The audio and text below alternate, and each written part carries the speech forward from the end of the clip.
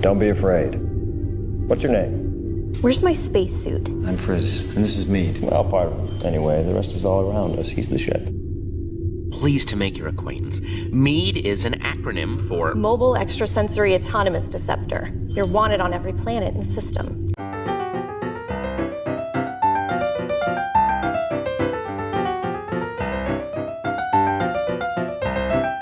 Hello and welcome to Comic Book Movie Oblivion, the podcast about feature films based on comic books and comic strips that people have stopped talking about. We are your hosts. I am Jordan, and sitting across from me, the all-knowing but unconquering podcaster. To the last, I grapple with him. For hate's sake, I spit my last nay at him. My white whale and yours. Come on, Super Superman. Yeah, Moby Dick. Yep, it's coming up. It's relevant. I was actually going to quote from Wing Commander or something like that. I was thinking about that a lot this week. It was very Wing Commander-esque. We'll get into it. We are going to talk about MEAD from 2022. Did I have that right? Yeah, 2022. Okay. I should know that number better. But before for reasons which will also become apparent. All that stuff. We got a letter from John Bergen, so did we have a name for our mail segment, our very rare mail segment? I feel like we did at one point. I'd come up with a name for it. It's gone. It's vanished. It's gone, yeah. Anyway, he just emailed us after listening to the episode, had a couple of notes. He said, yes, I was definitely aware of all the cool storytelling metaphors trains lend themselves to. They're great. The deterministic notion that life is like a train on rails could be countered by saying we can determine our own futures by laying our own track wherever we want. Excellent. But it remains true that all trains reach the end of the line. Grouse. There are many steam engine designs, but I chose the J3 Hudson because it is the most phallic of them all. When I was working on the film, I reached out to the New York Central System Historical Society, and they tracked down the original blueprints for me, which I used to build the 3D model. Something I never knew is that all the Flash Gordon-looking Art Deco shapes are just sculpted pieces stuck onto what was a pretty traditional steam engine. Perfect design for driving through high mountains, though. Are you sure? Is it high mountains or thigh mountains? Oh, you were thigh. Maybe it was thick mountains? No, I'm pretty sure thighs because the mountains look like thighs. Remember when? Oh, thigh mountains. Of course, it is thigh mountains. You're right. Oh, my God. I got it. Yep. You guys mentioned Nirvana when talking about how the film ends. When I presented the film in person at film festivals, I ended my intro by saying, you're about to see one of the most depressing films ever made, but here's a secret. It's actually one of the most hopeful films ever made. That I'm pleased to hear, because I wouldn't even say mildly upbeat ending, but allegedly upbeat ending, I might say. So I was pleased to hear that. Yeah. Okay, so this week we are talking about a comic which was called To Meet the Faces You Meet, which was a 16-page story. And a film that was called To Meet the Faces You Meet. Originally, yes. And it appeared in a comic, an Underground, published by Kitchen Sink. There's Kitchen Sink again.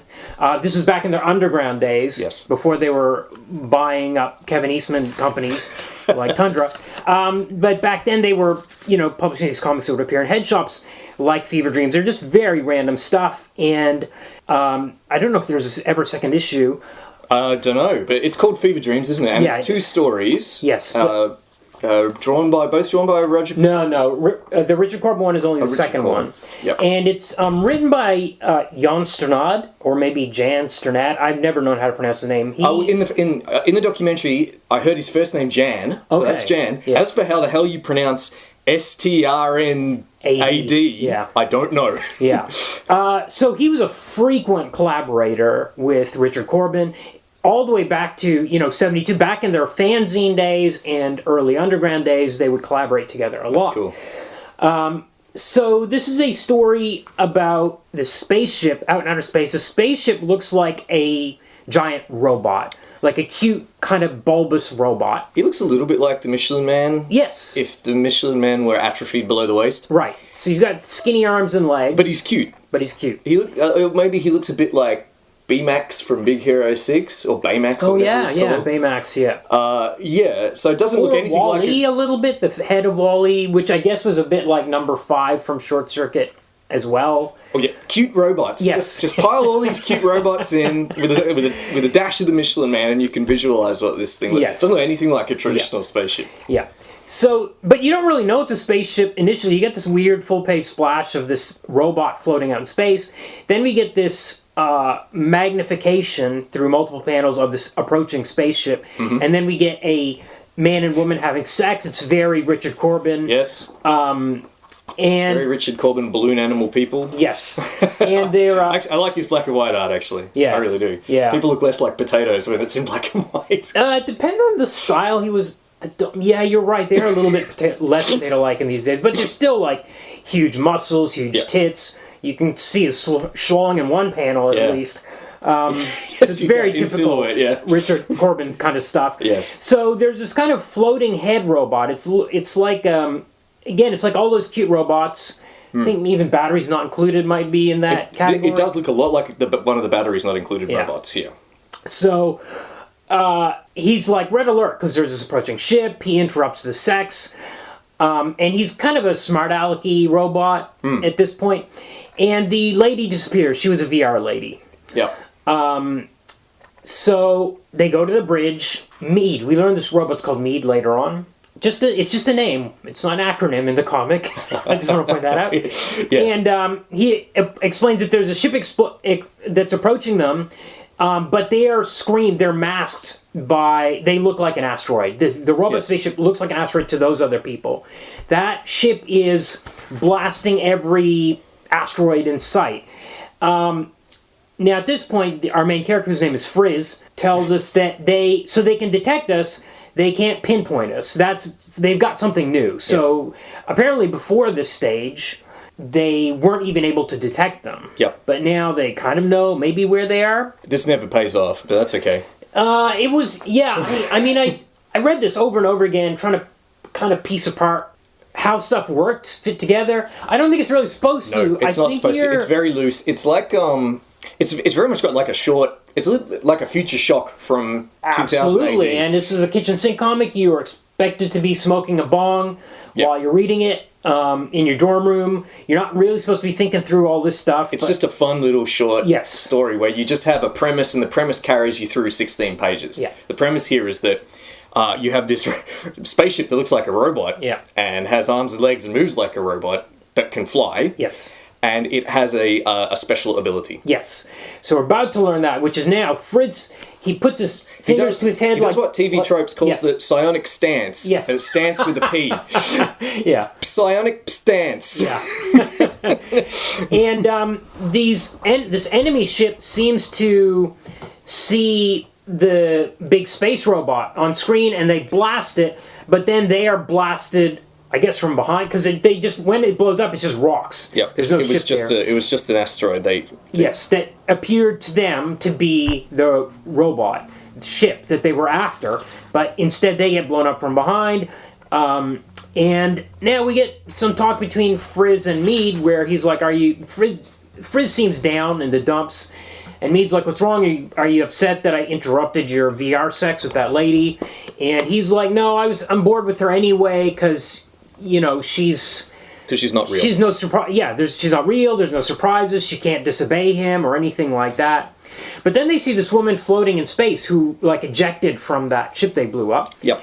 And they retrieve her, and she's got a prisoner outfit on, like a prisoner jumpsuit. It says prisoner on. Yep. On it. Because we can't have an orange jumpsuit in a black and white comic. That's right.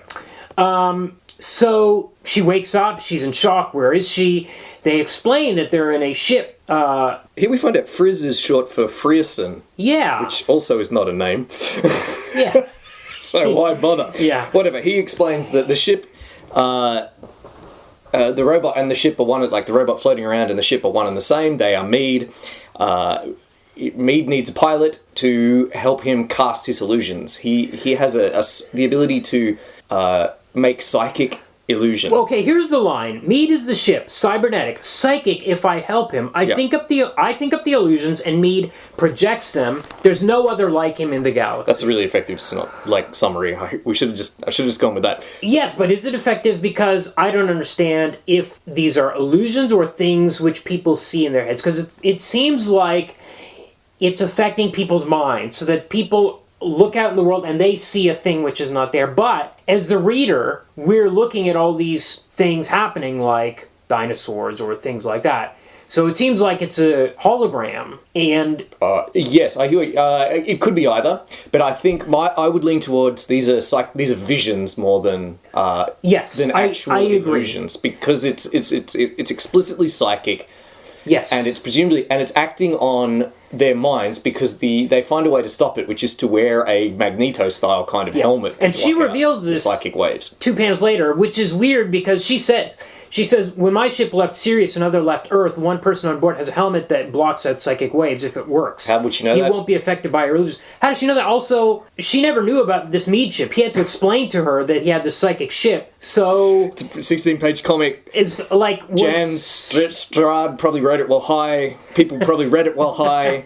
It can be sustained for 16 pages. Yes. I'm okay with it. But it's, like, why does she know about... Why would they have this helmet if this is the only robot of this kind in the galaxy? Yeah. I don't know. Anyway, they're like, okay, MEAD is like, we need supplies. So they attack this base, this army base. And it looks like they don't see... The soldiers on the base don't see anything until suddenly MEAD appears overhead. Yep. So MEAD can be invisible. Yes. Yes. So that's it. Why bother with all this other crap? Yes. Big question. Again, we don't really ask it when I'm reading the comic. Yeah. But when we get to the film, which is an hour and 40 minutes long, I was asking that question all the time. Yeah. You can just use it as a cloaking device. Yes. Yes. And it seems like they were using that as a cloaking device as before when he said that's something new when they were shooting all the asteroids. Possible, but they do mention that they look like an... Oh no, it just says they think we're an asteroid. Yeah. Ambiguous. Yeah. So we get some cool pages. We get Frizz's face with a kind of like a dinosaur inside it. It's a very cool panel. Yeah. Then we see MEAD kind of like stealing the supplies. Yeah. So the soldiers think they're being attacked by a dinosaur. Yep. They think they're being snatched up by pterodactyls. Yep. But they're not. It's just all in their minds. All in their minds. Okay. And falling into crevasses, and there's earthquakes and everything. And then the final panel is they're all fine. They're looking at one another in obvious confusion. Yeah. Corben has even drawn a couple of question marks over their heads just so that we really get the message. And we can see MEAD flying, just sort of zooming away with arms and legs spread eagle, looking very cute. Yeah, but they're pursued by a ship. And they create a fake meteor shower, but the captain of the ship has the helmet on. Yep. So he's not fooled by this fake meteor shower. No. So he's like, fire, just don't forget. He tells the crew members, the navigator, the helmsman, just forget about the meteors. Just keep fire. MEAD is dead center. And the girl's like, oh, must be the helmet guy. So Frizz creates an illusion where it's very clever. Yep. They think it works on the minds of the crewmen who don't have the helmets. Yes. So they think the guy with the helmet is this monster, this weird tentacle, gross horrible alien. tentacle monster is attacking them as well, like picking them up and throwing them around. So they go mad and start hitting it with pipes and things. Yes. Hitting him. Well, you're hitting what they think is the monster, but they're actually beating up the captain who's wearing his helmet. And there's an incredible panel here where they all are Neanderthals attacking like this beast, which makes me... That's like definitely like... That must be in their minds. Psychically, what's the meaning of this panel? They think they are Neanderthals attacking a beast in this moment. Can MEAD compel people as well? Because that's kind of like what's implied there. Is he... No, I think creating an illusion of them as Neanderthals attacking... They believe they are Neanderthals attacking a beast. But then that's some kind of mind control then, not just... But he's not making them attack the beast. He's just like, there's this dangerous... So it's just to really hype them up. Yeah, so that they attack this thing. Okay. But this level of... I'm fine with this. It's cool. It's really cool. But this level of control, how does he know... How does he do it? This is a big question. How making your ship look like an asteroid is one thing. Making to anyone in range of your psionic broadcasting, or making dinosaurs and things rampage around on the ground is one thing. However, they're specifically targeting a person on another spaceship that he can't see. He can't see under the bridge of this spaceship. I think it's a... I have headcanon about this. Great. I think it's a range effect. So everybody in the area, including the audience, us the readers, sees what's projected into the minds. It's not a hologram. There's nothing there. It's just in their minds and in our minds. So Oh, yeah, of course. That I'm following. I'm just saying that the level of control is too fine that he could target one person on the bridge. he's not targeting. He's targeting all the people. But he could make the illusion apply to a single person that he couldn't see. Is all I mean. So you mean? Okay, so I put a thought into their heads that their captain is a monster, and you're saying that being specific about the captain is too specific. That's what I thought. I suppose is he the captain, or he might not be. Well, he might not. He's this dude with the helmet on. He's Just said the dude. He's used his mind. He said the dude with the helmet is a monster. Yeah. Kill him. Oh yeah, the dude with the helmet is a monster. Okay, yeah, I suppose I can roll. Or if it's an area effect, it's going to affect everyone except the guy with the helmet on. But then they would just see everyone as monsters, wouldn't they? Not just one specific guy. I did think of that. Good point. Okay. This really doesn't matter. This is a 16-page comic. It only really matters when we start to talk about the film, where we're given lots more time to think about it. But the captain manages to get to the controls and fire off a couple of shots at Mead, which damages Mead, but Mead gets a blast, which blows up the enemy ship. But Mead is blacking out. And when he blacks out... He says, I can't keep up the illusion anymore. The girl, he says. And when the girl turns around and looks at Frizz is this, like, hunchback, deformed, like, mutant kind of freak. Yeah, he's totally like grotesque. really gross-looking monster man. Yeah. And she's like, I'm still the same guy inside, and once Mead is fixed up, he can turn on the illusion again. I'll be handsome again. You'll never see me like this again. Yeah. It's still me on the inside. They've been warming up to one another, and they kiss, in fact, in an earlier panel. But she doesn't want a bar of him now. She hits him with a bottle. Hits him with a bottle, runs out to an escape pod, and gets away. Frizz wakes up. Mead has woken up and turned the illusion back on. And he's like, okay, well, we barely made it. There was one guy with a helmet. Next time they'll all have helmets. What are we going to do? And then he or Mead just says, let's go somewhere. The end. The end. Yeah. Yeah. It's a fine little vignette kind of... Yeah, with kind of easy twist ending a little bit. Yeah, like an but with a bit more story. after that, like, they're just got to go on and keep living their life instead of... I think probably he couldn't think how to finish the comic, so he just let's go somewhere. Yeah, let's go somewhere. I actually like the line. It's just kind of... It's neat. Yeah. It's fine. It's a great little story. It's got some... It's cliched, I suppose. There's some tropes present. Yeah. I'm reminded of the Menagerie, the TOS episode where Vina, is that her name? She's like revealed to be a disfigured. Also, well, there was that salt monster, that TOS episode too, where there was a creature that was like with the suction cups, but she looked like a normal woman. Man Trap? Oh, maybe that was Man Trap. Yeah, that's the episode. The Salt Monster's Man Trap, and the pilot, The Cage, and the Menagerie, the two-parter, are the ones where they go to Talos 4, and they find you've got the ladies with the cool pulsating heads that that make you see all the illusions. Yeah. Yeah. They set Captain Pike on fire. Yes, right. Why doesn't Mead set shit on fire? You're not going to fire at Mead if you're on... See, I want to talk about this when we get to the film. The ineffective way that they use illusions. Yes, okay. Okay, 2022, we have this movie, which was going to be called To Meet the Faces You Meet. Mm-hmm. But then they wisely decided that was not a great title, and they renamed it just MEAD. Yes. And it was produced by this company that normally does, like, video games. Parallax Studio. Yeah, and they had done a video game called Dark Star, the interactive movie, which had some Corben designs in it. So there was some sort of relationship there already. Yes. The founder and CEO of Parallax is also the director of this movie. Yeah. Director, writer, lead animator, editor. He did all the work on this movie. Yes. Almost all the work, like 90% of the work, 95% of the work on this movie was done by this guy. He met Corben in the 90s. Okay. I've been a fan of him for years, because in the documentary, which I assume you watched, he tells a story about buying this comic, Fever Dreams, from a head shop. Yeah, right. In 1972. Okay. When he was 12 years old. Whoa! It's a great little story, actually. He tells it really well. Right. The guy behind the...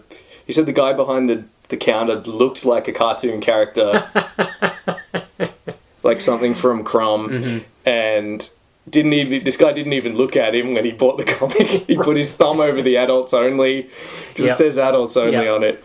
Hilarious story. So he said actually that after he went home and read the comic and read To Meet the Faces You Meet, he said, I'm going to make this into a film one day. Right. And it apparently he never gave up on it. And in around 2016, he decided the time, he had enough free time, or he didn't have any other projects going on, so he did a mock-up, about a 2-minute video segment, and sent it to Corben.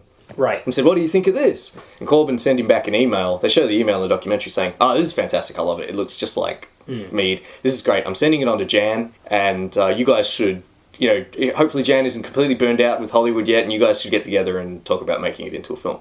And that's more or less what they did. Right. So this went to Kickstarter eventually, as you well know. Yep. Because you're one of the 230 backers. Yeah. But even before it went to Kickstarter, the director, he's called J. Allen Williams, and they call him Jeffrey Williams in the documentary. He had already done the whole movie. Right. He'd done all the CGI. They'd written the script. He co-wrote it with Jan Strnad. He'd done all the CGI. So the whole film, all the CGI in the film, and the film is all CGI. Yes. There are no locations and no sets. Even when an actor is sitting down on a sofa, they've CGI'd out whatever that actor was sitting on and replaced it with a CGI sofa. He stated with some confidence that it's the only film that is entirely CGI with actors and with no sets whatsoever. But who knows if that's... Wasn't Sky Captain pretty close to that? With absolutely... I mean, I don't know. I don't know. Okay. Yeah, sure. That film's almost all CGI. Yeah. But are there any sets at all? There might be. Sin City, did it have a few Yeah, sets? good point. So I don't know about this claim, Yeah. but they were making it. Yeah. He's just tossing it out there. He was in a room, incidentally, that had a huge oil painting of him as a knight. Okay. So he's not afraid to toot his own horn. Right. He'd also got Patton. He'd already paid Patton Oswalt.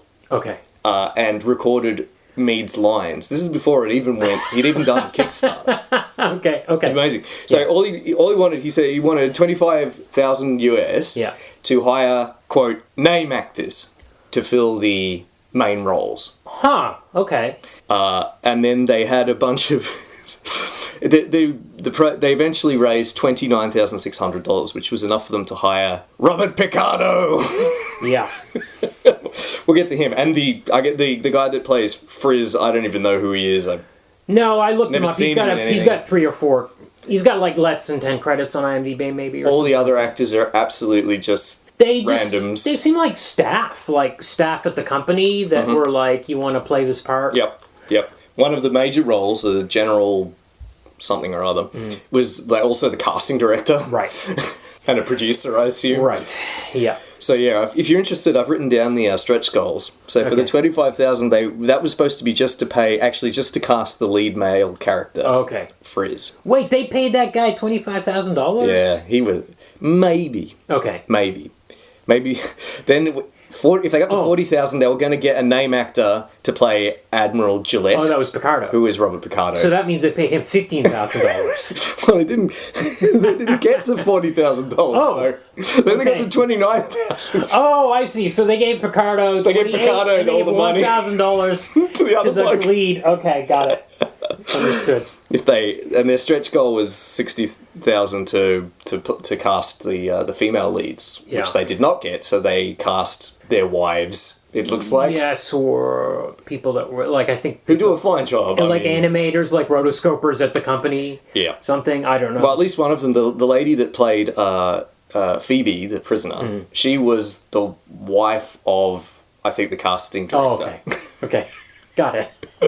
She has other credits on IMDb, 1 or 2 others. But Yeah, it's just stuff that she's maybe done for friends, I don't know. Right. Okay. So yeah, the message I'm sending here is this, aside from Robert Picardo, who is fucking incredible in this movie, You're not getting a lot of top shelf acting. No, but we'll talk about all that. And they're not helped by this full CGI background. It looks like Wing Commander from 2001 or 1998. The trouble here is that Williams did it all himself. Yeah. All himself. You know, he used his studio to do it, but he did all the work. Yeah. There's only so much you can do when you're one man. Yeah. I mean, it's consistent, it's clean, but it certainly doesn't look like a modern movie. But it's interesting because we talked about this just 2 weeks ago with From Inside.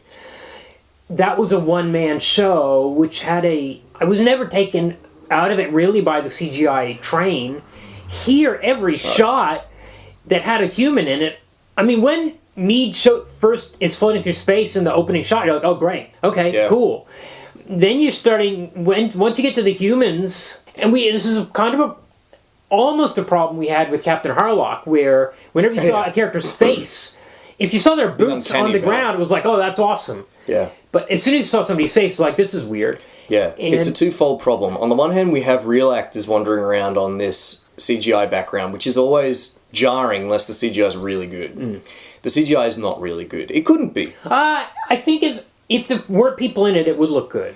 Yeah, if it had a consistent aesthetic. Yeah. Yes, but it can't have a consistent aesthetic because it has real people wandering around on it wearing costumes. Yeah. Then your eye automatically makes the comparison between how they look, like people, and how the background looks, which looks like 2001 level CGI. It looks like Wing Commander, as you said. It looks like Mark Hamill wandering around on the Wing Commander set. It unfortunately, I mean, it's all right. It's a problem. Yeah. Well, we'll get to that. Should we do Comics Credits Corner since we start with names in the credits anyway? Should we do that first? Yeah. So Patton Oswalt, we're gonna get to him some more, but he was in Teen Titans Go as the Atom. He'll be coming up. I forgot about that. Yeah, he'll be coming up in Blade Trinity, so he's going to hit 3. I'm looking forward to that because he has a lot of funny things to say about Blade Trinity. Right. But I looked at his voice credits. Oh, and TV. I mean, Batman Beyond, Static Shock, The Batman, Axe Cop, Axe Cop. Justice League Action, I think it was called. Big Hero 6, the TV series. Yep. Spider-Man. Oh, he's the voice in Happy, that TV series with Christopher Maloney that was based on a Grant Morrison series. MODOK. He's a voice in MODOK and a writer on MODOK. And Agents of S.H.I.E.L.D. He was in that as well. He's nerd royalty. He's the one that kind of saved Punisher Warzone as well. Yes, we have mentioned him on the podcast before when he mentioned when that blog post he did about Punisher Warzone. Yeah. Picardo. Okay. I've already been fanboying over Robert Picardo. Yeah. He's a Star Trek actor. If you don't know who he is, he played the Doctor on Star Trek Voyager. Yes. Fascinating. I've got him for Batman the Animated Series, Tales from the Crypt, an episode of that. Grouse. He's in Justice League. He was in a few episodes of Smallville, Lucifer, and The Flash. So he's a person of interest. Absolutely. No films, though, as far as I can see. No. I think this is his only strict comic book adaptation. Yes, I agree. But I always, when I think of him in movies, I also always think of The Howling, which I think was maybe his first.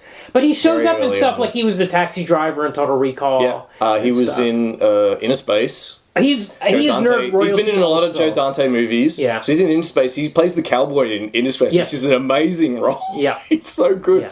And then he plays like the Martin Short as the cowboy. Yes. Yes. So cool. Yes. Yeah, he's a cool guy. I have met him. Right. So this is one of the rare occasions where it's usually you that's gone to conventions and met the actors. I met him when I was 14 at the very first convention I ever went to, where my parents dropped me off in town, and I spent the day with all the Star Trek nerds, and Robert Picardo was there. That's awesome. Yeah, and he told he is a very funny guy, actually. I remember clearly. He told some funny stories about when he was on that one of his very early films. I think Joe Dante film. It's kind of like the E.T. ripoff. Oh. Awakenings or something like that. He's in it with River Phoenix. Yeah. And he was telling all these jokes. He played an alien in it, and he was telling these jokes about how he would ad-lib on set about enjoying watching Lassie, and how he was confused how the hairy one never talked. And he said because River Phoenix grew up on like hippie communes in South America, so he didn't understand anything that he was saying. So was that like at the end of Voyager? Like it was finished already? No, Voyager was still shooting at the time. Whoa. And they showed us all this stuff from upcoming episodes, and then described episodes that they didn't even have any footage Whoa. for that were going to come out in the next few years. Okay. It was really cool. Okay. The other name actor in here is Patrick Warburton. He shows up in one scene as the voice of this robot, which we'll talk about. My blue death rays. Yes. He's doing that one voice that he always does, the only voice Patrick Warburton does. Yes. He's... You know, it's funny, because when I think of him, I think of Putty from Seinfeld. Yeah. But I looked it up, and he was only on 10 episodes. That is crazy to me. In my mind, he was in 70 episodes of Seinfeld. He does the voice in Seinfeld as well. I think it's just his active persona. It is his natural voice, yeah. No. They interview him and he sounds different. Oh, really? But he does a lot of voice work. He's on Family Guy. Right. He's on Venture Brothers. Right. All sorts of things. He's in the Batman, our animated series, and He was the Tick. He was the Tick. He was the live action the Tick. One of them. There have been two. Yes, that's right. He was a producer on that second one, but maybe he just held the rights. I don't know. And also, he's in Men in Black 2. Ah, okay. So we'll be getting to him vis-a-vis films. Yes. Yeah, well, if we ever do Men in Black 2. Yeah. Okay, so we start out with MEAD in space. The enemy ship is approaching. Frizz is making out with this lady in his bedroom. They're not having sex because this is a PG film. This is not a Richard Corben comic. And she has her clothes on. Yeah, but it's framed like the comic. There are a lot of shots in this that are framed like comic panels. And MEAD comes in, he's very snarky, and says, "Stop, we've got an emergency." The VR woman disappears. As they're going, and he throws away he knocks away a pillow just like he does in the comic, which I was happy to see. Yeah. Incidentally, I thought he was humping the pillow when he first in the comic. Yes, I wondered a couple times too. But no, I think the illusions can simulate touch. Yes, because we know they can do smell and other things. They can seem to be able to do smell and taste in this. You can simulate. Yeah. Yes, they can. Yeah. Yeah.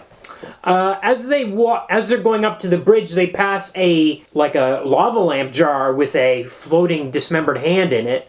An odd touch. He's like, "Hello, Admiral," and we learn what that is all about a bit later. But they go up to the bridge, and they're being attacked by the enemy ship. And on the enemy ship, the captain knows that some things are illusions, like those asteroids. Yep. Might be. They're aware of MEAD's capabilities. Yes, and what MEAD does is, they try a few different things. One is that doesn't he pretend to be an asteroid that they blow up like in the comic? Or is that later? But the main... He hides in an asteroid and pokes his head out. That's right. It's very cutesy. Yes. It's already we've got a pretty different tone from Richard Corben tits out and gargoyles. We've got a kind of cutesy... We've got Patton Oswalt with some light-hearted, snarky dialogue, and we've got our funny-looking robot hiding in asteroids and poking his head out like a mouse. Yes. But he makes this giant mousetrap in space, and then it snaps when it catches the spaceship, the enemy spaceship, it snaps it in half. Yes. So this isn't a hologram. This is happening in the minds of the people. I'm always trying to get this straight, especially in the movie. Yeah. So the ship hasn't been snapped in half. They just think on the bridge that it's been snapped in half. Yes. Then MEAD turns into a rubber duck and floats around. I'm not sure why you would do that, a giant rubber duck in space, because that's obviously the enemy ship. Yes. What else could it be? Yes. You turn into a giant mousetrap. That's obviously not a real mousetrap in space. That is your enemy. People are constantly flummoxed. They're aware that MEAD can make illusions, and yet they're constantly baffled by illusions. Mm-hmm. Yes. They're surprised. And things that would not be in space. Yes. They're like, what is that mousetrap? Yes. What do you think it is? So, MEAD finally does something clever. They convince the enemy ship that their guns are pointed upwards at them. Yes. But actually they're pointed downwards at themselves. So MEAD and Frizz, working in concert, have such a fine level of illusionary control that they can make you think you're pressing different buttons on your control panel. Yes. And you're seeing different outputs from your control panel. So this is very fine. It's beyond fine. If you were a trained fighter pilot, you would know where those buttons were without having to read what the buttons I was thinking about that too. But he does that sometimes in this movie. Yes. Where he makes them confused about which buttons they're pushing. So it goes beyond illusion and starts to approach mind control. Yeah, absolutely. So why don't just make it mind control? Exactly. Why? Because mind control's sinister. Yes. And this is meant to be lighthearted and fun. Yes, well, here we learn that Mead... Mead was hoping that the lasers pointed down would shoot their own engines, but actually it blows them up completely. Yeah. And Mead It's is having to disable horrified the by ship. this. So yes, and that's where we find out that Mead is a pacifist. extreme pacifist, which is not an element in the comic. No, the comic doesn't have time for anything like that. No. And Mead blows up at least 2 ships by shooting lasers out of his little hand. That's right. Actually, he's got a little, like, laser gun. It does look like a laser gun. That he, like, holds in his hand. It does. Where does that come from, then? I don't know. I figured, I remembered that laser gun, and I thought I must have been imagining it. No, he's holding a laser gun. So, but Maybe on it's that, an illusory laser gun. on that enemy ship, the engineer had come up to the bridge from below decks and seen that it was on fire and was like, whoa. So he goes down and he gets this prisoner. Yep. Her jumpsuit says inmate on it. Yep. Not prisoner. And he puts her in a spacesuit and he's like, you got to get out of here because this is all going to shit. By the way, that fire must have been an illusion? Yeah, it was. Okay. So he's ejected her even though he didn't know they were really... He didn't know. Yeah. No. Anyway. I guess he hadn't been briefed about the illusions, so he decides heroically to set the prisoner free. Yeah. Dooming her to a slow death by asphyxiation by just pushing her out the airlock in a spacesuit. Yeah. But she's recovered by Mead as... Luckily. Do you know how big space is? Yes. Yeah. As in the... yeah. But she's saved as in the comic. Yeah, just like the comic. And because she's got this inmate suit, they give her an illusion suit. This is a kind of good, like, foreshadowing, like a seed of... like a Chekhov's gun with this suit. It is good. Yeah. Yeah. So she's still wearing her inmate's outfit, but she is now wearing... First he puts her in like a funny alien dress. Yeah, like a tutu, like an alien tutu almost, yeah. So, like, it's not like when... It's like layering a hologram on top of your existing clothes. It's you in your mind, you're wearing different clothes, and to the people around you, they see you wearing different clothes. And it's a constant to Frizz effect. Himself? Yeah, to Frizz too. So he's hypnotized himself. Yeah, 100%. He's psychicked himself. Yeah, and in fact, the seed that you've planted pays off with the same result. We find out at the end of the film that Frizz is disfigured. In this case, heroically disfigured by a plasma grenade. So he's not born ugly. Yeah. He was handsome. Yes. And then got disfiguring scars. Yes. But he seems to be like in pain. Yeah. Actually. So Mead not only is making him handsome, but making him feel hale. Yeah. And able-bodied. When in think fact, about that, but you're right. Yeah. So there's the scale of control. Yes. These aren't just things that you see. Yeah. Mead is reaching right into your sensorium and making and controlling all of your senses. Yeah. Yeah. So Mead is very suspicious of this inmate. By the way, we don't learn what she was a prisoner for in either version. No. She says she killed a guy. Oh, does she? Yeah, but she was being standoffish. Oh, I see. Mead asks her, "Why are you a prisoner?" And she says, "I killed a guy for getting in my face." Oh, I see. Okay. Terrible line. Yeah, all the lines are pretty terrible. Yeah. I think they're trying to be like snappy action movie guy dialogue. Yes. And it's not. It's really all cliched. Really dead. And also, at least a big part of it also is delivery. Yeah. So, because they're just not that great. And like comedy, the comedy scene, sometimes you get like some bumbling tech guys. Excruciating. And it's supposed to be like funny dialogue, and it really hurts. There's two guys whose job is to just monitor space. Yeah. They're called Spunkmeyer and Kowalski. Yeah. They're the same actor. Right. Okay. They've done a split screen. Yeah, right. No, I didn't notice it either until I saw it in the documentary. And it's like, that's just really indulgent. Yeah. He can't carry one character. No, that's right. I mean, everybody in this, bar our professional actors, are struggling. Like this guy, Frizz, there's a moment later on where we learn about how his lover died. Yep. Tamara. Tam, yeah. He has a hero scream cry of no, and it's so weak. Yeah. It's like you got one take. He's like no, kind of like. Yeah, he's not that great. No. Unfortunately, that's why I think you're right. I think all of that 25,000 went to Robert Picardo, and Yeah. with the spare change they Yeah. hired this And bloke. we're also being distracted by every single thing being CGI. Oh yeah, because nothing's out of focus. Everything's whirling. No, and by the emitting way, light. this is in high def video. It's Yeah. not shot on film, so there's no protection of grain here. It's like everything is incredibly brightly lit and detailed, and everything's moving, especially on board Mead. There's always swirly, like lights and balls, glowing You know balls. what, though? I would have forgiven it if every couple of minutes it froze and I had to make a choice and click on mouse button and say, does he go to this room or pick up wrench or like something if it was like an that? FMV. Yeah. An I would have FMV been like, game. hey, this is a great video of course, game. it would be an awesome And would have gone video on game. Facebook onto the Point and Click Games web why I'm kinda group and say, interested. you guys got to play this game called Mead. It's awesome. That's why I'm kind of interested in the interactive movie they did, Dark Yeah. Star, which is this, basically. Yes. It's the exact same thing. Right. Except you make choices. Yeah. That came out in 2010. It has nothing to do with Dark Star, the John Carpenter No, movie. right. Unfortunately. I was hoping they were maybe linked in some way. But they're not.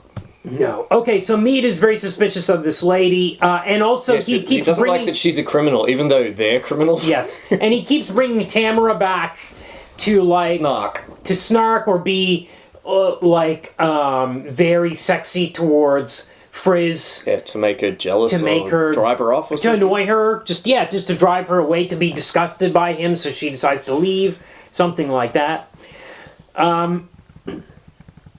But then he does tell her the backstory, which we did not get in the comic. Now we get a whole origin story. Yep. So he's actually called a symbiote in Yes. this version. So they have some kind of link, psychic. It's more than a psychic link. They have some sort of connection. Well, it's just that they can't. Yeah, Mead can't operate without Frizz. Yeah. And I guess a theme of the movie is what Frizz gets from Mead. Yeah. Friendship, I think. Yes. Yes. So that makes it a symbiotic relationship. Yeah. Mead does everything, Yeah. and Frizz gets friendship in return. Yes. So, well, Oh, no, Mead actually, in gets the friendship comic, in return. he does say, I make the illusions, and he projects them, or whatever it True, was. So, true. But he needs here to in the come up with film, the ideas Mead for some- seems to have that kind of capability himself. Yes. Because he ends up doing an enormous card table at one point. Yes. And he's very clear. He's in control there. I don't think it's Right. Frizz. So, But they also call them sequences. Yes, So there's not certain of illusions. these are like vaudeville routines, I guess, that they do in space. and both in the comic and the film, Frizz will often ask Mead, "Is this real?" right. So, implying that Mead can create illusions that Frizz is not aware of. oh, illusions. right, that's right. And look, Because this when he is- sees the girl out the window, he's like, "Is she real?" or is she a sequence? Yeah. Yeah. So it's like less is more. yeah, I don't ask these questions when I'm reading the comic. yeah, Because I don't need to. yeah. The premise is sustained across a short story. Yeah. However, this is a long movie, Yeah. and I'm asking these questions. Yeah. They're not really symbiotes because Mead doesn't really get anything from. In Yeah. fact, Frizz is a parasite. Yeah. Yeah. Well, here we go. Mead refused to commit violent acts Hmm. as he's supposedly programmed to do. So they lock him in a cell along with Frizz. Yeah, they're they both lock- locked. they lock Frizz. Mead- I don't know. What was Frizz a soldier that refused? He was his operator. Okay, so why did they hire an operator that was a pacifist? No, in the first place? no. Frizz isn't the pacifist. In fact, he's not a pacifist. The film's tried to have a theme, but it's barely there. Yeah. The idea is that Frizz sees Mead just as a tool, Yeah. and he needs to realize that he needs Mead, Yeah. and that he's nothing without Mead. But they don't set it up, and it doesn't pay off. Yeah, there is a second flashback later on. Yes, where we where find out why he's a pacifist. Yeah. Mead is a pacifist. Well, and because Tam is a pacifist. Yes. And she put her own mind inside. well, that's at the very end. But in the middle, there's a scene where Phoebe, No, the she- prisoner, finds a video Yes. record, and Yes. maybe That is the flashback. She sees a video record of it, and in it, Tam is describing her process. She's, this is another sci-fi trope, I guess. You're using your own brain as the template. Mm-hmm. Everything's done it for like the neural net of the robot, and unfortunately, he's imbibed her principles as well as her capabilities, which including pacifism. And we see Frizz kind of berating her, saying, "What use is a pacifist robot? Yes. I'm going to have to fly this in combat. This is ridiculous. Just junk it and start again." She's like, "I can't junk it. It's alive." So yeah. Okay. But it doesn't go anywhere. So as this first flashback starts, they're in a cell. They've been arrested for refusing to follow orders. Yep. But Tamara rescues them. This is where we learn that Tamara was a real woman that was in love with Frizz. Yes. They have this escape from the station, which is kind of crazy because there's like moments where they create an illusion of like a giant spider. And I'm like, why would these guys think there's a giant spider on the space station? Yeah, these people are idiots. They're absolute idiots. The only one that doesn't is Robert Picardo, Admiral Gillette, who is utterly contemptuous of his underlings, and there'll be like stream trains barreling down corridors at him, and he just stands there and lets it pass through him. He just walks like straight through the spider. He's the only sane man. I've written in my notes, Robert Picardo classing up the joint because he's really good. Yes. He is really good. Yeah. An absolute professional. He's chewing the scenery. Yeah. He's reading passages from Moby Dick. Yes. By the way, that's another thing is Frizz is familiar with the classics to a certain extent. He knows Moby Dick as well, and he knows about like ancient Greek gods and stuff like that, because when he hears Phoebe's name, he knows all about that and stuff. But Robert Picardo's doing this great growling voice. In the documentary, he said he based it on General Ripper in Doctor Strangelove. Oh. And on Patton. Right, yeah. They're both the same actor, aren't they? George C. Scott. George C. Scott, sorry. And yes, and he's just so good.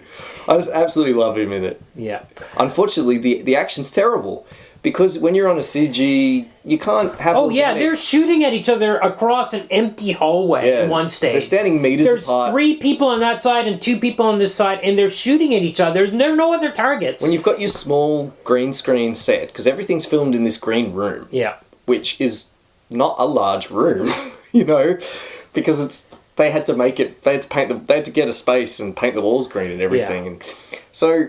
If you want all your actors in shot, they got to be standing within 5 meters of one another. So we've got these sequences where they're shooting at one another from 5 meters apart. You know what? It's like terrible. That scene in Naked Gun where they're hiding. They're each hiding behind cover and they're shooting each other, and the camera cuts between each of them, and then finally we get a 2-shot, and they're like right next to each other. Yes, they're a meter apart. Yes. Yeah. It is like that, and everything has to be really slow too. They can't run. No one can run around. Yeah. It's a little bit like the Phantom Menace, the Star Wars prequel trilogy, where everything was done on a green screen, so no one can dash off. You have to stand still because you're on a green screen. If you move off the green screen, then you can't be in that. You can't be on that background anymore. You can't be superimposed. So, it just makes it lame. That's not conducive to action. Yeah. You could do a talkie, I suppose, but. If you want your characters to have some kind of heated confrontation, it's not great for that. Yeah, they are making giant green screens now, like the one. But they didn't have the budget for that. No, absolutely not. But when I went to Weta Workshop a year or 2 back in New Zealand, they had a street when they had this green screen at the end of the street that was just massive. It was several stories high. But you need one of those to have a. Of course, there are all the Marvel movies have action sequences that are all done on green screen, so you can absolutely do it. But you need a big space. Yes. And money. Yes. And they had neither of those things. But and we're also piling on the ridiculousness of this giant spider that the soldiers are like, whoa, there's a giant spider in here, and they think it's a spider. They think they're being run over by a train. Yep. Indoors. Okay, so as they're escaping, Tamara is killed by the Admiral, and the Admiral... That was no illusion. Yes. And then he throws that plasma grenade at Frizz. Frizz is saved. We don't know that he's hurt at this stage. I thought this was actually a pretty good kind of take on this. Except we don't know what it is. Do we even know it's a plasma grenade?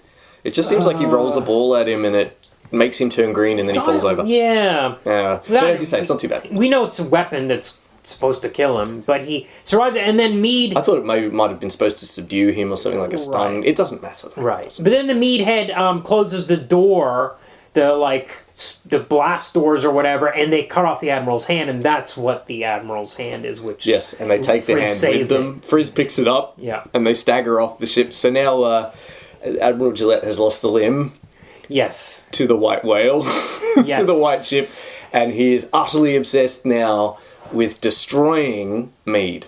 Yes. those are And they not are his also obsessed with him. Yes, because 'cause they keep when the they hand. need to go get supplies, they don't just get supplies from anywhere. They specifically want to steal Gillette supplies. That's right, and Frizz keeps the hand too. Yeah.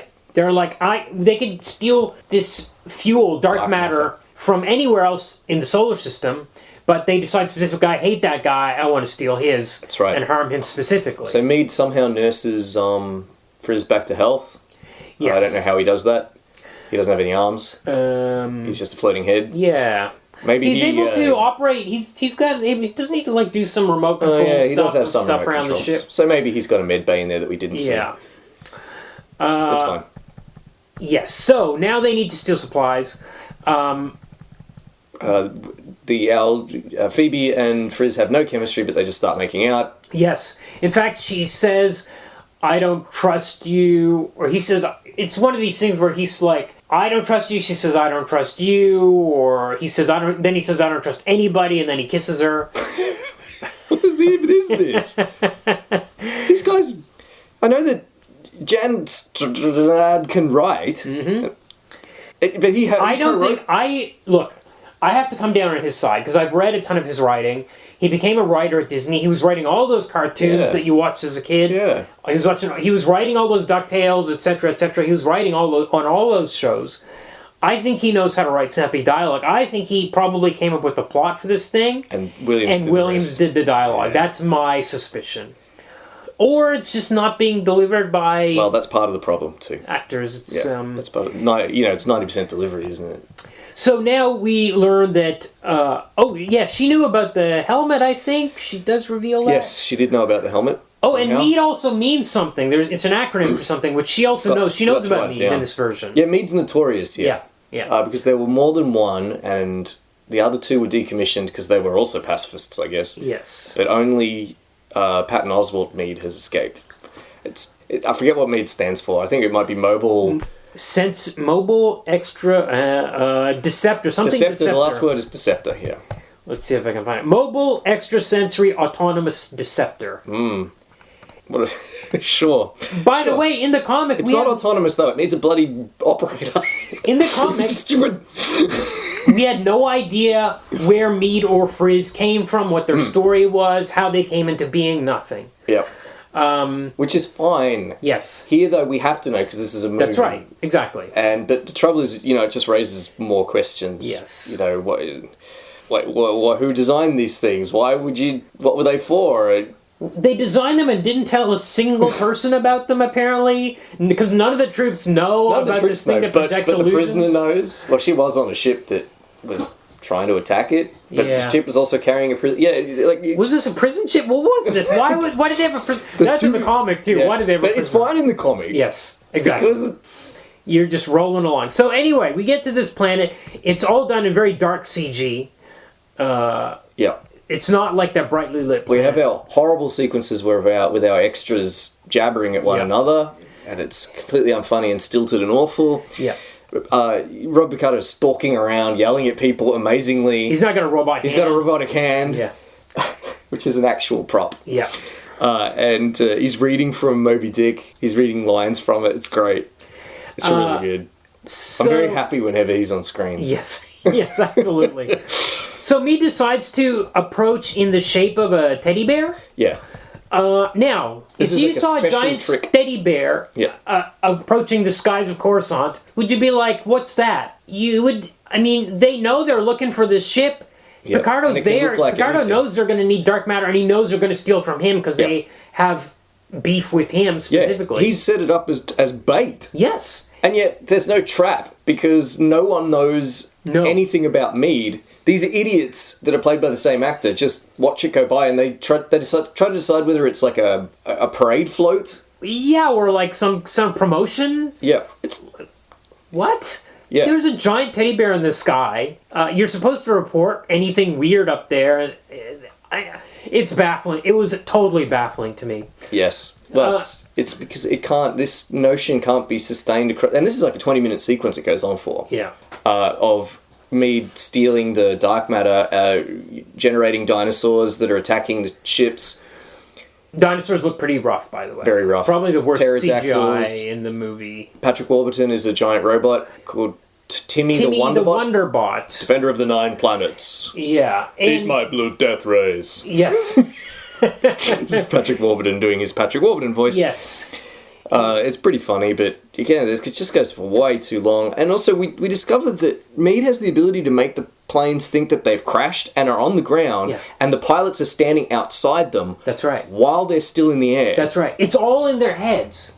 So they're flying through the air, visualizing themselves on the ground, but the planes aren't crashing or anything. How did the planes not crash if you How did they think not you're on the crash? ground? They thought they were standing Yeah. when they were sitting on the in their plane in the air, but they thought they were standing on the ground outside their crashed ship. Yep. That's a very deep level of Yeah.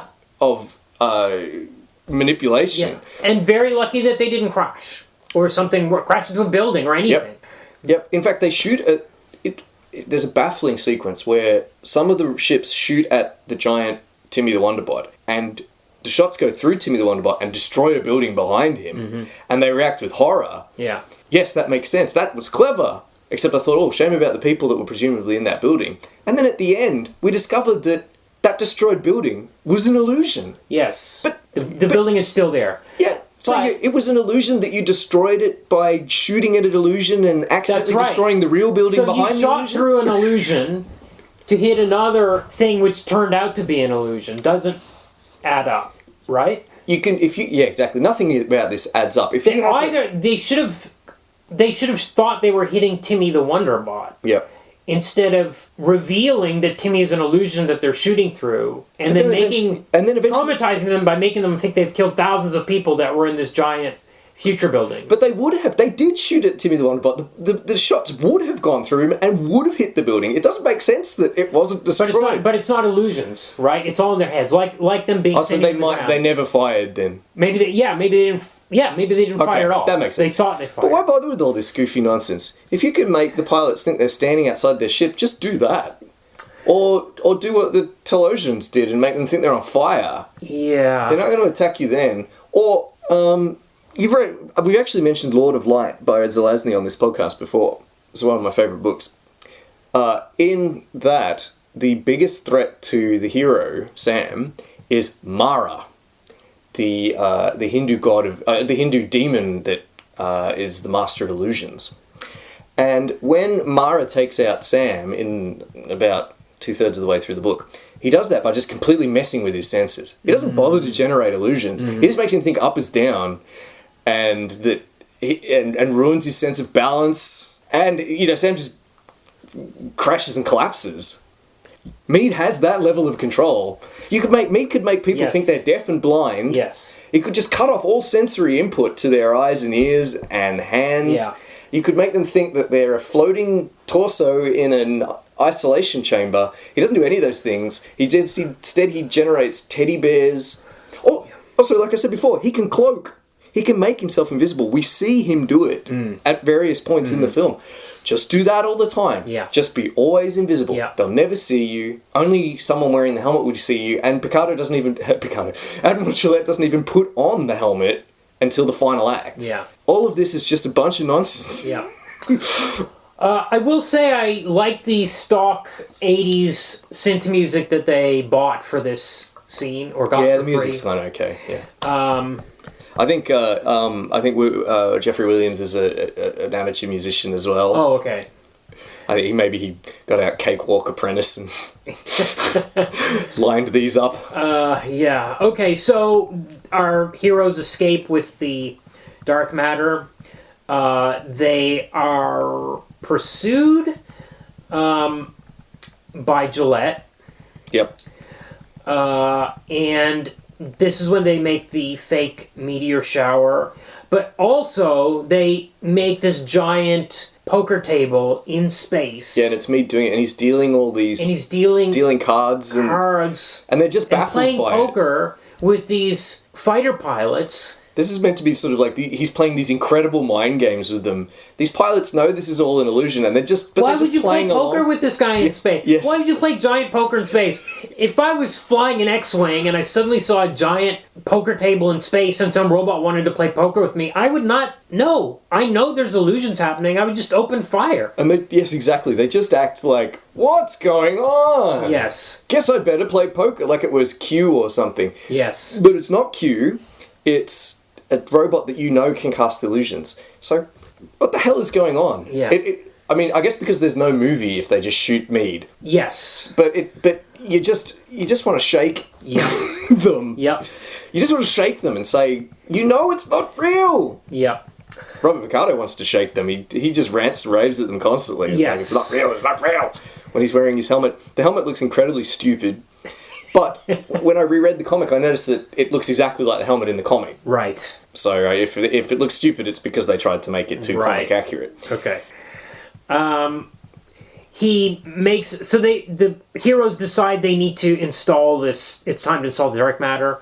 They need to get some distance from the army in order to do this. But then they're attacked again. They create a kind of black hole at some stage here. I guess it's a fake black hole. It must definitely be. But then, Mead appears as a giant Mead and grabs a ship and is about to eat it. And at this point, even Gillette says, shoot down its throat. I'm like, wait a second. But you wouldn't be able to see that because you're wearing the helmet. That's right. And it makes them think that the artificial gravity's gone off, or the ship has a spin. Yes. It uses centrifugal gravity. Yeah. Because Mead grabs it by its rotating section, makes them think the gravity's gone off. So we see them all hanging upside down and tumbling everywhere, except for Admiral Gillette, who's just sitting in a chair wearing the helmet and yelling at them. But what's the point of all this? What's it supposed to do? Make them give up? Well, that works, actually, because the crew decide that they just can't fight Mead. Well, yes, but I think at this point is when Gillette gets turned into a monster. Yeah. Yes, he does. Well, they're already yelling at him. They already say they don't want to chase Mead anyway, even at the start, before these illusions start happening. Admiral Casting Director says to his General Casting Director says to Admiral Gillette, I don't feel good about this. We can't face this robot. Its illusions are too powerful. And Picardo's just like, just do what I tell you. I've got the helmet. I'm going to see through the illusions. You just do whatever I say. And then as it goes along, they're yelling at Admiral Gillette saying, one helmet's not enough. We all need helmets because we can't cope. We're not coping with this. Yeah. So I guess it is working. Mead's just trying to freak them out. Yeah. Trying to do psychological warfare on them. Yes, then he makes, just as in the comic, Mead and Frizz make Admiral Gillette look like a big spooky monster. A monster that they recognize from a video game. Yes. That the pilots on the ship recognize. Again, this just takes way too long. They're standing right near it, sort of whispering to one another, like... And they can smell it as well. Mm-hmm. Yeah. Smell. So it's not holograms, it's in their minds. Definitely. And similar to the comic, Gillette still manages to get past them and hits the controls to fire off some lasers at Mead. Mead is getting damaged. But somehow they finally do blow up the army ship. Well, they blow a hole through Picardo. That's amazing. They're mutinying, I guess, or they're just trying to shoot this alien. Yeah. No, Admiral Gillette actually starts wrestling with them, trying to get... That's right. He's trying to get a gun out of their hands. They've essentially mutinied, They pull guns on him. Yes. So he's wrestling with them. There's another crappy action sequence because your heroes can't move around. You can't change camera angles because Williams has pre-rendered everything. Yeah. That's another reason. There can't be any quick transitions because Williams rendered all the shots in advance. Yeah. And then they blow a burning hole through Admiral Gillette. And he says, he burst his hot shell, chapter 41. Yeah. And goes cross-eyed and falls backwards. Which I laughed out loud at. I went and checked. That line does appear in chapter 41. Right. As always, the full line goes something like, and he piled upon the whale's white hump all the hate and anger of his race. And then, as if his chest were a mortar, he burst his hot heart's shell upon it. And this isn't the only science fiction film to have quoted or paraphrased that particular line. First Contact? Captain Picard says it in First Contact, that's right. Do you know who else appeared in First Contact? In a cameo role? Picardo. Yes! Ah, Kumar. right. Still chasing thee, though tied to thee, thou damned whale. Right. Okay, so I guess they've shot their own bridge up. They've caused their own fires, which causes these canisters to explode, which blows up the whole ship or a big chunk of the ship. Right. Is that right? Okay. But Mead's been damaged. Mead's been damaged, and the illusion wears off, so we see that Frizz is all burned on one side of his face from the plasma grenade. And cleverly, we see Phoebe get turned back to her jumpsuit as well. Yes, that had been glitching out earlier as Mead was getting damaged. That was clever, yeah. Cool. Yeah. But she, unlike in the other version where she hits him with a bottle and runs away, she's like, "Look, we can fix Mead up." Yeah, she wants to stay. She's into it. Stay. She says, and she's. It's not because she wants to sleep with him. She just wants him to feel better. But yes, but also they want to turn themselves in, or she wants to turn herself in. At that point, yes, because she thinks all is lost. I think this might be before the ship's blown up. It's blowing up. No, she does surrender. She surrenders on the ship. The ship can't be destroyed. I think. No, this is the problem. Part of it is damaged badly, like the bridge. But she flies over there to turn herself in. Yeah. What? So it's still intact. It's just not. Is she turning herself in for the thing she was arrested for in the first place? I think She wants them to turn themselves in. She says we need to turn ourselves in. Because Mead has been damaged beyond repair. They both think so. Yeah. And they're in orbit of Jupiter. Yeah. I guess they figure unless they go onto the Achilles, which is the name of the ship, then they're stranded and will die. Right. So she says we have to turn ourselves in so we can get out of here. Okay. But Frizz says no, I'm not leaving. I'm staying here. I'm gonna just stay here and die. Basically, Right. because look at me, I'm like a horrible monster. Yeah. But you need to go, and he actually sends her away. So it's the opposite of the way it happens in the comic. But then it turns out that the dark matter canister that they already installed in Mead has enough power to boot Mead back up again. Yeah. He installs the rest. He repairs himself, and they're good to go. Yes. And turns the illusion back on and paint off, as you pointed out. Yes, turns the paint off, which it can do. Wow. If you turn paint off, you can turn paint on. So she turned herself in for her previous crime. I think, well, presumably, yeah. I mean, she's wearing a prisoner jumpsuit. She's just going back into custody. But I think she only turned herself in because it was the only way to escape. Yeah, okay, right, okay. It's too bad she didn't hang out for another 5 minutes. But yeah, she does go over to that flaming ship. Yeah. I wouldn't. I mean, that's not my. That's the only way out. I guess. And I guess it's just not that badly damaged. Yeah, you're right. She should have waited because Mead just turned himself back on. He just turned himself back on straight away. And in fact, she sees an illusion of Mead out the window. She sees the repaired Mead. Yeah. So he's been. This didn't take ages, hours. This took minutes. Yeah. Whoops. Yeah. You should have had one last kiss with the burned guy. Yeah. But then when Mead restores Frizz, he also turns Tamara back on, the VR Tamara, but she's a different version. She's like her actual consciousness that had been installed into Mead and now has like her own agency. So Mead is like Neuromancer now. You can upload a total human consciousness into him, and she's existing. And she always had. Apparently, he always had this capability, but he never thought to do it, or maybe he didn't have enough power. But she's an independent artificial intelligence now with all of the characteristics of his dead girlfriend. I don't know how I feel about this ending. Mm-hmm. You drive off the real woman and send her back to jail and then revive the AI ghost of your dead girlfriend and then you go on adventures with her. But it wasn't his choice to revive her. And there's a post-credit scene where they're like, let's go rescue Phoebe from jail. True. You're right. They do have that post-credit scene. But still, I thought this is a silly ending. I think. Compared to the comic, which is just a neat. Yes. Oh, look, he was a gargoyle. Yeah. Cool. Yeah. It's a fun flip. The illusions were acting on him too. Yeah. There's no thematic or kind of like, how would you say, like pathetic denouement Yeah. that's where he's revealed as this tragic monster. Yeah, He's just no. like, the handsome hung guy was actually kind of like a Yeah, warty yeah. little Yeah, little yeah. monster. Yeah. A little Corben potato person. And then she just pisses off. Fine. Here, instead, it's all mixed up and messed up and... Yeah. I and think I also, the line read of "Let's Go Somewhere" is...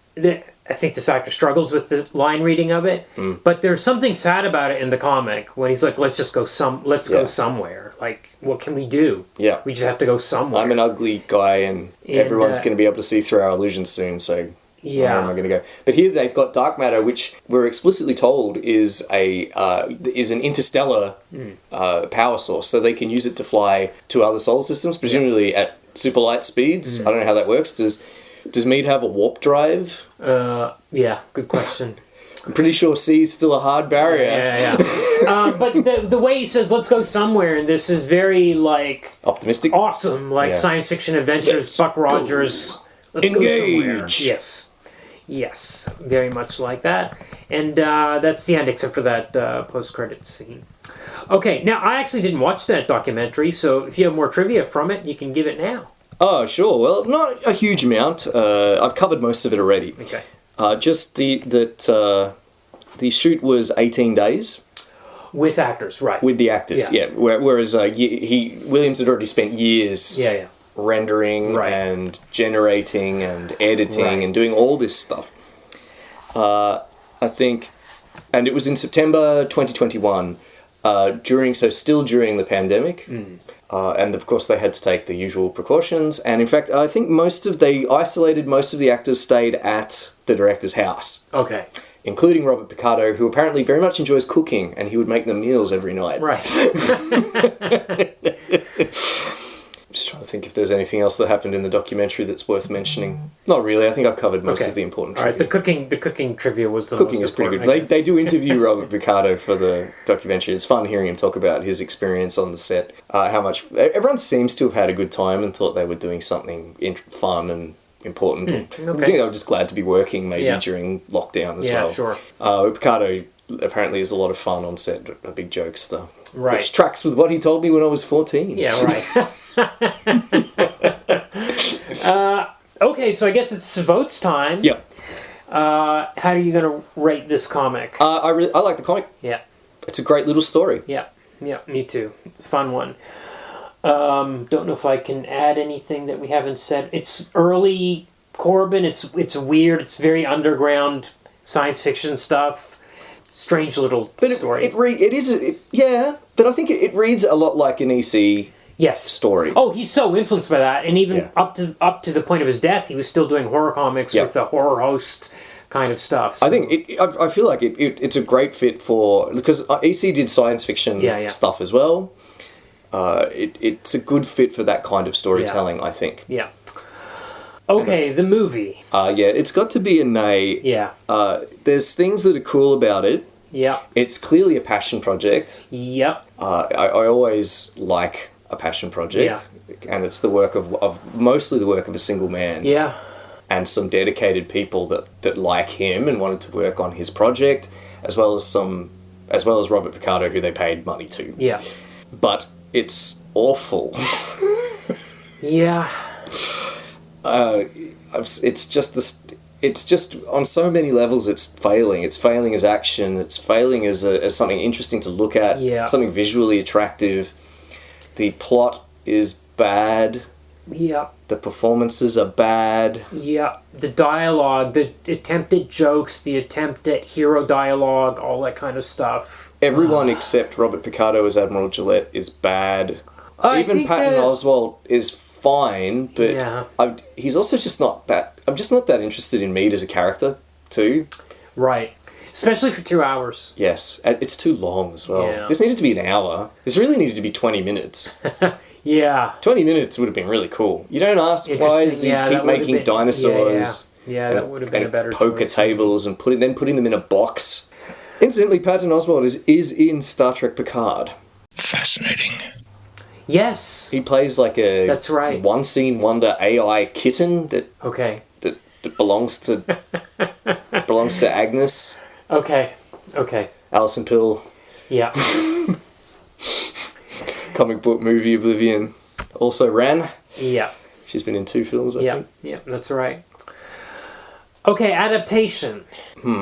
It doesn't... Look, I'm going to say nay. I'm going to say nay as well. There are certainly things that it did well. It was... You know what? When Some it followed it, storytelling it was good. Yeah. And then everything they added in there... That's the problem, isn't it? And that's not an adaptation, was like is it? backstory, all this kind of stuff that complicated matters, complicated our questioning. We started questioning the powers. That's the problem. It needed to be a short film. Yeah. Williams was very proud of a lot of the scenes that he blocked out to look exactly like the comic panels. Yeah. And it doesn't feel... I think he did a good job of that. Yeah. Because I very seldomly looked at the film and thought, this is a comics panel. Like I did when we were watching Veronica. Like whereas Veronica is like, this is not a sequence that could occur in real life.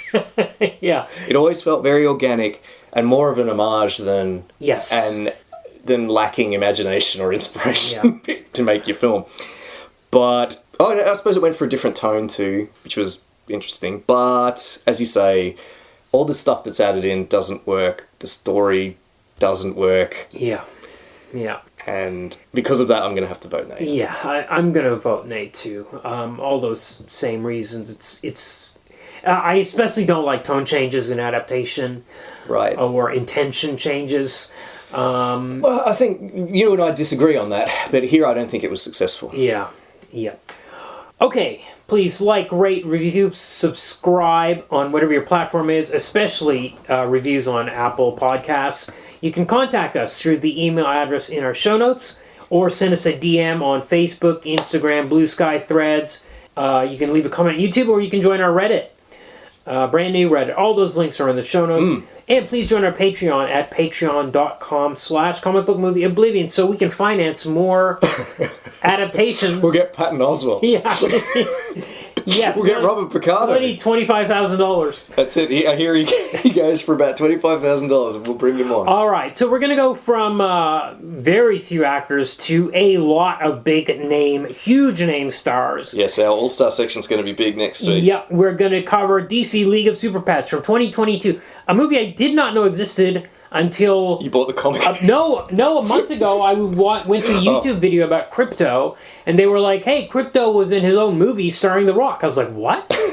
What is this? God. And I Googled it, and it was DC League of Super Pets, and I was like, how can I not have heard of this $90 million movie? Didn't see a single ad, didn't see a single review, nothing. Anyway, Is it even in cinemas, or is it a video on demand? Great question. We'll talk about all of that next week.